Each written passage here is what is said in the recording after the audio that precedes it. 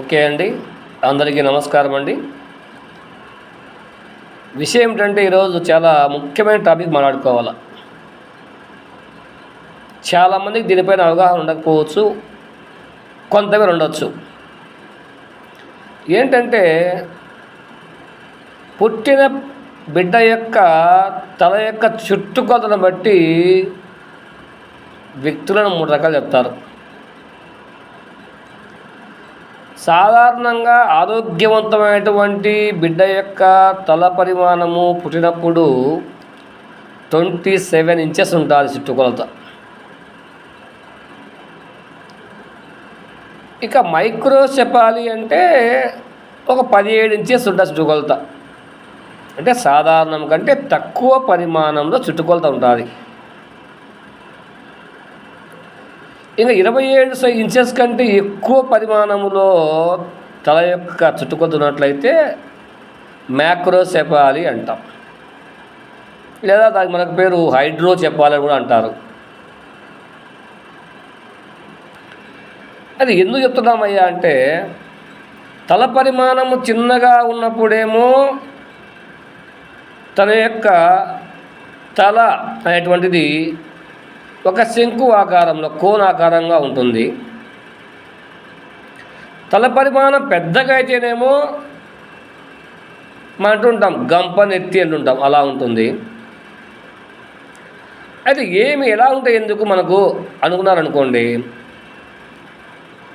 తల పరిమాణము చిన్నగా ఉంటే మెదడులో ఉన్నటువంటి వివిధ భాగాలు అనేటువంటివి సాధారణ స్థాయిలో అంటే జనరల్ లెవెల్లో అవి డెవలప్మెంట్ కావు. తల పరిమాణం పెద్దగా ఉందనుకోండి, సాధారణం కంటే కూడా కండ్ల మధ్య అంటే నేత్ర కేంద్రాల మధ్య దూరం పెరుగుతుంది. నాళ్ళ మధ్య సమాచారం కూడా ఆలస్యంగా అందుతుంది. అంటే మనం పిలిచిన తర్వాత వెంటనే పలకుండా ఎప్పుడో రెస్పాండ్ అవకాశం ఉంటుంది. ఇవన్నీ ఎందుకు వస్తాయంటే, మైక్రోసెఫాలీ అంటే ఏమిటంటే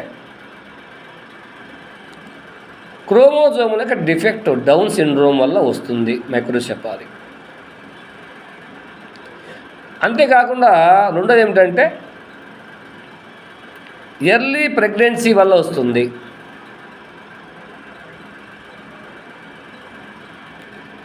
ఇంకా జెనెటికల్ డిఫెక్ట్ వల్ల వస్తుంది. సో ఇలాంటి కారణాల చేత తల పరిమాణము తక్కువతో బిడ్డలు పుడుతూ ఉంటారు. మరి వారికి ఎలా పుట్టే మనకెందుకయ్యా అంటే, దానికి కారణం ఒకటి ఉంది. ఏమిటంటే, తల పరిమాణం తక్కువ ఉన్నట్లయితే ఇంటెలిజెన్స్ పెరగదు, ఐక్యూ పెరగకపోగా తక్కువ ఉంటుంది. అంటే మోడరేటు, ప్రొపౌండలు, సివియర్గా అని ఒక 3 స్టేజ్లో ఉంటుంది. అందరినీ ఏమంటామంటే ఎంఆర్ అంటాం. ఎంఆర్ అంటే మెంటల్లీ రిటార్డేషన్, మానసిక వికలాంగత్వము అని చెప్తారు. అలా మారిపోతారు ఐక్యూ లెవెల్స్ బట్టి. వీళ్ళు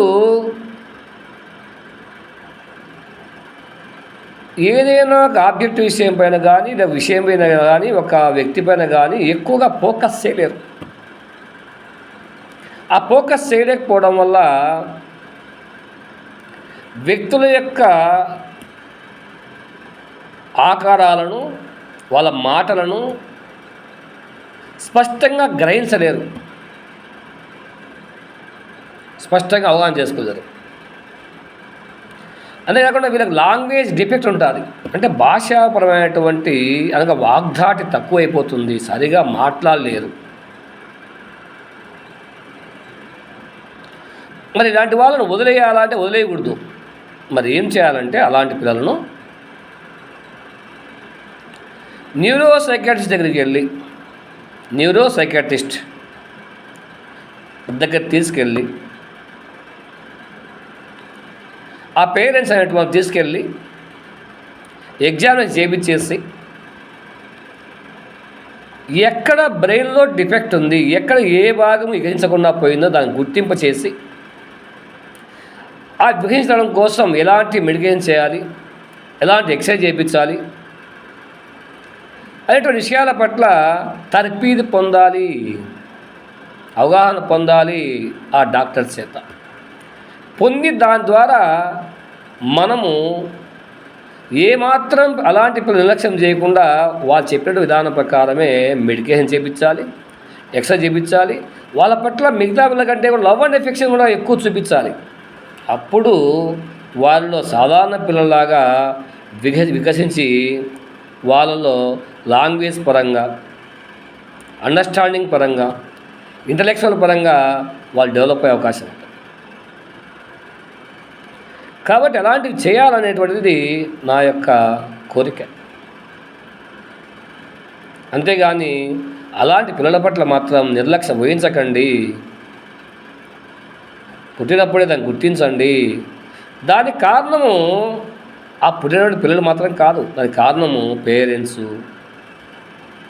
వారి ప్రెగ్నెన్సీ పట్ల టైంలో తీసుకోవాల్సిన జాగ్రత్త తీసుకోలేకపోవడము, వాళ్ళ యొక్క వంశపారమైనటువంటి జన్యులోపాలు కావచ్చు. కానీ పుట్టిన పిల్లలు మాత్రం కాదు. కాబట్టి ఆ పిల్లలు మటుకు సాధారణ పిల్లలుగా తయారు చేసుకోవాల్సిన బాధ్యత మందే. కాబట్టి అలాంటి వారికి న్యూరో సైకాట్రిస్ట్ తీసుకెళ్ళి ఆ యొక్క సైకాట్రిస్ట్ ద్వారా ఏం చేయాలో ఆయన చేపించేసి వాటి ప్రకారం మీరు ఫాలో అయినట్లయితే మీ యొక్క పిల్లలు కూడా సాధారణ పిల్లలాగా మారిపోయి అందరి పిల్లలతో కూడా యాక్టివ్గా కలిసిపోయి ఆడుకుంటూ ఉంటే ఆ ఆనందము, ఆ యొక్క సంతోషము పేరెంట్స్కి ఎంతలా ఉంటుందో అర్థం చేసుకోండి.